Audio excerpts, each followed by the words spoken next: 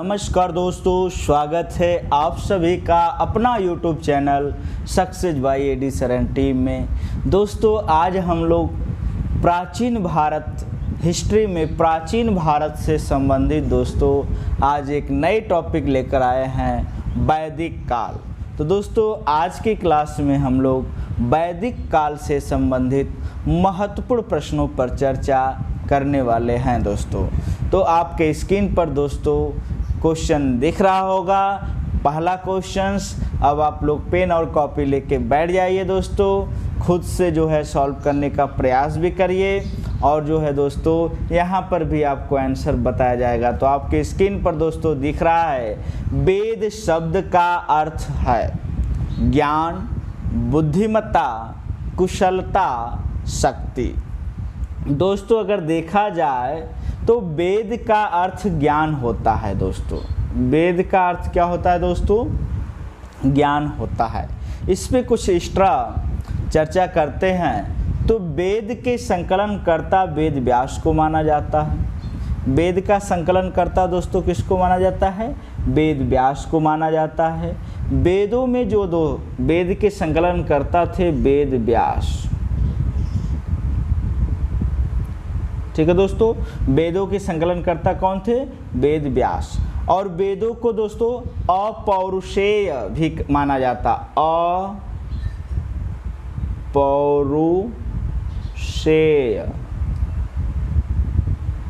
अपौरुषेय भी माना जाता है। वेद 4 प्रकार के होते हैं, सब लोग जानते हैं दोस्तों। सामवेद, ऋग्वेद, यजुर्वेद, अथर्ववेद। तो ऋग्वेद, सामवेद, यजुर्वेद, अथर्ववेद, इन चारों वेदों को एक साथ संहिता के नाम से जाना जाता है, जिसमें से दोस्तों 3 वेदों को सम्मिलित रूप से वेदत्रयी कहते हैं। अथर्ववेद के छोड़कर जो बाकी ऋग्वेद, सामवेद, यजुर्वेद है, इनको वेदत्रयी के नाम से भी जाना जाता है। और वेदों को श्रुति भी कहा जाता है दोस्तों। और प्रत्येक वेद के जो है दोस्तों 4 अंग होते हैं, वैदिक, संहिता, ब्राह्मण ग्रंथ, आरण्यक और उपनिषद। ठीक है दोस्तों, तो प्रत्येक वेद के 4 ग्रंथ होते हैं। तो इसका आंसर दोस्तों समझ में आ गया होगा। नेक्स्ट क्वेश्चन दोस्तों, सबसे प्राचीन वेद है। तो सबसे प्राचीन वेद की बात करें दोस्तों तो ऑप्शन आपके सामने दिख रहा होगा, यजुर्वेद, ऋग्वेद, सामवेद, अथर्ववेद। तो सबसे प्राचीन वेद दोस्तों ऋग्वेद है। सबसे प्राचीन वेद क्या है? ऋग्वेद है। ऋग्वेद जो है सबसे प्राचीन वेद माना जाता है दोस्तों। इस वेद में 10 मंडल हैं। इस वेद में दोस्तों कितने? 10 मंडल हैं। 1028 दोस्तों क्या है? सूक्त हैं। और 10,580 ये सूक्त हैं। 10,580 ऋचाएँ हैं दोस्तों। ठीक है दोस्तों, ऋचाएँ हैं। 10,580 क्या हैं? ऋचाएँ। इस वेद में सुदास व भरत के मध्य दशराग युद्ध हुआ था। इस वेद में दोस्तों माना जाए तो देखा जाता है कि दशराग और जो है सुदास और भारत के बीच युद्ध हुआ था। इसे कहते हैं हम दोस्तों दशराग युद्ध। ठीक है, तो इसका विवरण इसी वेद में प्राप्त होता है। ठीक है दोस्तों, और ध्यान रखिएगा, ऋग्वेद का उच्चारण करने वाले, ऋग्वेद के जो मंत्रों का उच्चारण करने वालों ऋषि को होत्री कहा जाता था। होत्री या होता, होत्री या फिर होता। ठीक, होत्र या होता कहा जाता था किसको? ऋग्वेद के मंत्रों का उच्चारण करने वाले ऋषि को। ठीक है दोस्तों, तो नेक्स्ट क्वेश्चन देखते हैं। किसका संकलन ऋग्वेद पर आधारित है? यजुर्वेद, सामवेद, अथर्ववेद, उपरोक्त में से कोई नहीं। तो दोस्तों संकलन की बात करें तो सामवेद का संकलन जो है दोस्तों ऋग्वेद पर आधारित है। ठीक है दोस्तों, सामवेद का संकलन किस पर आधारित है? ऋग्वेद पर। साम शब्द का अर्थ होता है ज्ञान, साम शब्द का अर्थ होता है गान, ज्ञान नहीं दोस्तों, गान, ठीक है। और जो है सामवेद में जो संकलित मंत्रों को देवताओं की स्तुति कहा जाता है। सामवेद में जो है सामवेद में देवताओं जो है संकलित जो मंत्र हैं उनको जो है देवताओं की स्तुति के समय जो है गाया जाता है। सामवेद में कुल दोस्तों 1810, सामवेद में कुल 1810 छंद हैं, जिसमें से 75 के अतिरिक्त जो बाकी शेष बच रहे हैं 75 को छोड़कर, ठीक है, 1810 में 75 को छोड़कर टोटल जो है ऋग्वेद के लिए गाए गए हैं, ठीक है। और सामवेद की जो दोस्तों 3 शाखाएं हैं, कौथुमीय, जैमिनीय और राणायनीय, ठीक है दोस्तों। सामवेद का गायन करने वाले पुरोहित को उद्गाता कहा जाता है। सामवेद का गायन करने वाले पुरोहित को दोस्तों क्या कहा जाता है? उद्गाता कहा जाता था। सामवेद को भारतीय संगीत शास्त्र का मूल कहा जाता है। तो इस तरह से ध्यान रखिएगा दोस्तों, आपका आंसर है सामवेद। नेक्स्ट क्वेश्चन दोस्तों, बोगाज कोई महत्वपूर्ण है क्योंकि यह मध्य एशिया एवं तिब्बत के मध्य एक महत्वपूर्ण व्यापारी केंद्र था। यहाँ से प्राप्त अभिलेखों में वैदिक देवताओं एवं देवियों के नाम का उल्लेख होता है और वेद के मूल ग्रंथों की रचना यहाँ हुई थी, उपरोक्त में से कोई नहीं। तो दोस्तों अगर बोगाज कोई की बात करें तो सर्वाधिक प्राचीन अभिलेख जो है किसको माना जाता है? बोगाज कोई को। और दोस्तों यह लगभग 1400 ईसा पूर्व, लगभग 1400 वीसी पुराना है, प्राचीन है। दोस्तों इस अभिलेख में हित्ती राजा सुब्बी लिम्पा, हित्ती राजा सुब्बी लिम्पा, नोट करते जाइए दोस्तों, हित्ती राजा सुब्बी लिम्पा और मित्तनी राजा मती उवा,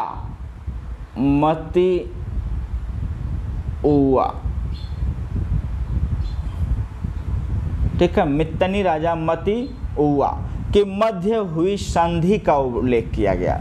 तो बोगाज कोई दोस्तों सबसे प्राचीन अभिलेख है, ये लगभग 1400 ईसा पूर्व पुराना है और इसमें दोस्तों हित्ती राजा सुब्बी लिम्पा और मित्तनी राजा मती उवा के मध्य संधि हुई, जो संधि हुई थी, ट्रीटी हुई थी, उसका अभिलेख या उल्लेख मिलता है। संधि के साक्ष्य के रूप में वैदिक काल के जो देवी देवता थे, इंद्र, मित्र, वरुण तथा नासत्य, अश्विन, इन सब का भी दोस्तों इसमें उल्लेख प्राप्त होता है।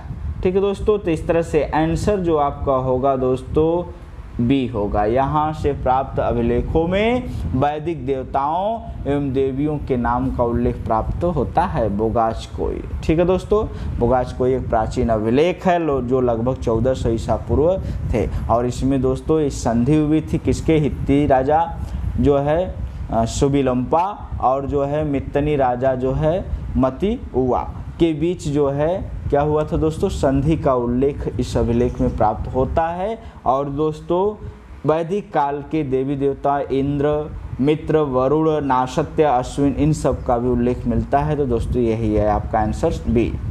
नेक्स्ट क्वेश्चन दोस्तों, प्राचीन भारत में निष्क नाम से जाने जाते थे। तो प्राचीन भारत में दोस्तों निष्क नाम से स्वर्णाभूषण, गाय, तांबे के सिक्के, चांदी के सिक्के। तो दोस्तों प्राचीन भारत की बात करें तो वैदिक काल में जो है स्वर्ण आभूषणों को निष्क कहा जाता था या निशाका कहा जाता था। स्वर्ण आभूषणों को निष्क या फिर दोस्तों निशाका कहा जाता था, निष्क या फिर निशाका कहा जाता था। ठीक है दोस्तों, तो इस तरह से आप कह सकते हैं कि इसका आंसर क्या होगा? स्वर्ण आभूषण। नेक्स्ट क्वेश्चन दोस्तों, ऋग्वेद में किस नदी को माते तमा, देवी तमा तथा नदी तमा के नाम से संबोधित किया गया है? ऑप्शन है दोस्तों सिंधु, सरस्वती, वितस्ता, यमुना। तो दोस्तों ऋग्वेद में अगर कहा जाए तो ऋग्वेद की जो है सबसे पवित्र नदी दोस्तों सरस्वती को माना जाता है, सरस्वती को। और जो है दोस्तों सरस्वती नदी को ही ऋग्वेद में माते तमा यानी सबसे अच्छी माँ, माते तमा, ऋग्वेद में ही सरस्वती नदी को माते तमा यानी सबसे अच्छी माँ, देवी तमा यानी सबसे अच्छी देवी, और नदी तमा यानी सबसे अच्छी नदी कहा गया है। ठीक है दोस्तों, और सरस्वती नदी को हेलमंड के नाम से भी जाना जाता है, हेलमंड।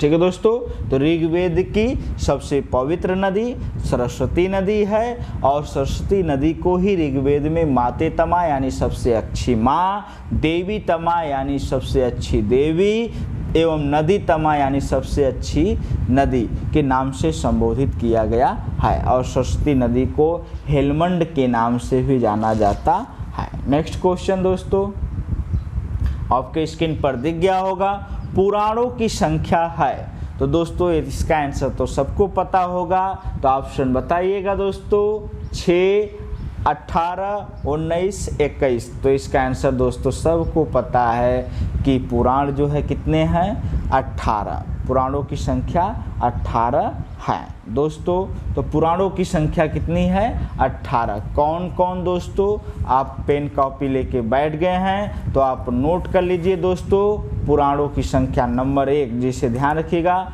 पुराणों की जो रचना है लोमहर्ष ऋषि, लोमहर्ष ऋषि तथा उनके पुत्र उग्रश्रवा, उग्रश्रवा। पुराणों की जो रचना दोस्तों लोमहर्ष ऋषि तथा उग्रश्रवा के द्वारा की गई थी।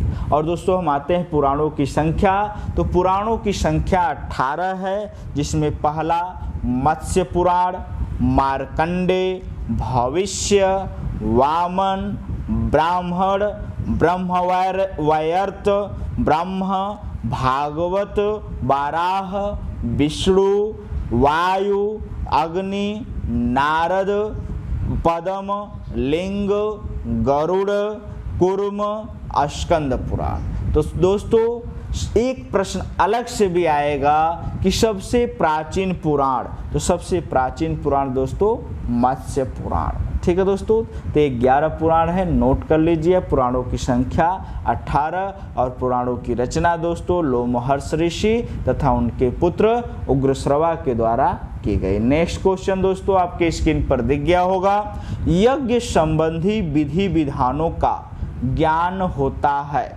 ऋग्वेद से, सामवेद से, ब्राह्मण ग्रंथों से, यजुर्वेद से।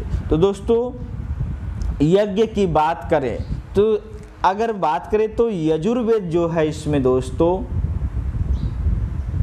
जो है यजुर्वेद मूलतः कर्मकांड से संबंधित है। जैसा कि आप जानते हैं कि चारों वेदों में यजुर्वेद जो है वो कर्मकांडों से संबंधित है, संबंधित ग्रंथ है। इसमें मूल रूप से यज्ञ संबंधी जो है विधि विधान तथा मंत्रों का संकलन किया गया है। और दोस्तों यह जो वेद है वो गद्य एवं पद्य दोनों में लिखा गया है। और यजुर्वेद में दोस्तों 2 मुख्य भाग हैं, शुक्ल यजुर्वेद जो उत्तर भारत में प्रचलित था, केवल पद्य में लिखा गया है, और दूसरा दोस्तों कृष्ण यजुर्वेद जो दक्षिण भारत में प्रचलित था, जो कि पद्य और गद्य दोनों में लिखा गया है। और दोस्तों यजुर्वेद के पुरोहित की बात करें तो यजुर्वेद के पुरोहित को अर्धवयु कहलाते हैं। यजुर्वेद के पुरोहित अर्धवयु कहलाते हैं। ठीक है दोस्तों, तो नेक्स्ट क्वेश्चन आपके स्क्रीन पर दिख गया होगा। आध्यात्मिक ज्ञान के विषय में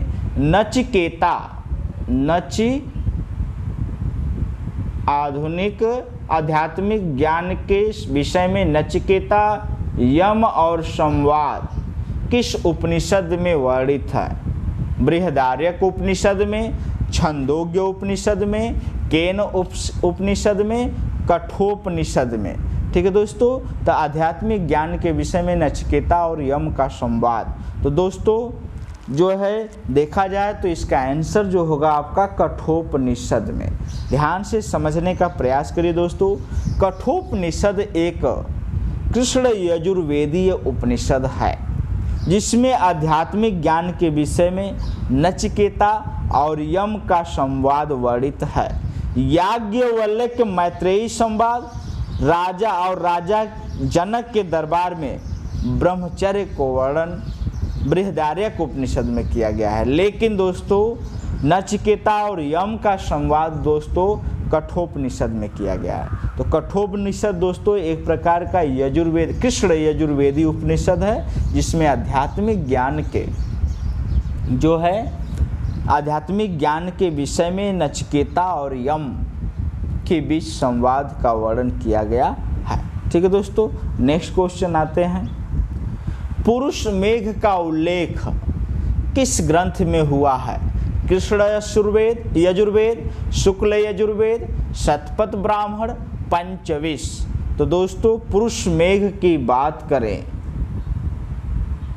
पुरुष मेघ का उल्लेख तो जो है पुरुष मेघ का उल्लेख जो है शतपथ ब्राह्मण में किया गया है। ठीक है दोस्तों, हुआ है। शतपथ ब्राह्मण जो है यजुर्वेद का ब्राह्मण ग्रंथ माना जाता है। शतपथ ब्राह्मण में पत्नी को अर्धांगिनी बताया गया है। शतपथ ब्राह्मण में ही पत्नी को अर्धांगिनी बताया जाता है और जायद अस्तम अर्थात पत्नी ही गृह है यह कहकर जो है पुकारा जाता है, यह स्वीकार किया गया है। दोस्तों पुरुष मेघ का उल्लेख जो है शतपथ ब्राह्मण में मिलता है। शतपथ ब्राह्मण यजुर्वेद का ब्राह्मण ग्रंथ माना जाता है। शतपथ ब्राह्मण में पत्नी को अर्धांगिनी बताया जाता है और जायद अस्तम अर्थात पत्नी ही गृह है, पत्नी ही क्या है? गृह है, यह स्वीकार किया गया है शतपथ ब्राह्मण। ठीक है दोस्तों, तो आज के लिए बस करते हैं दोस्तों।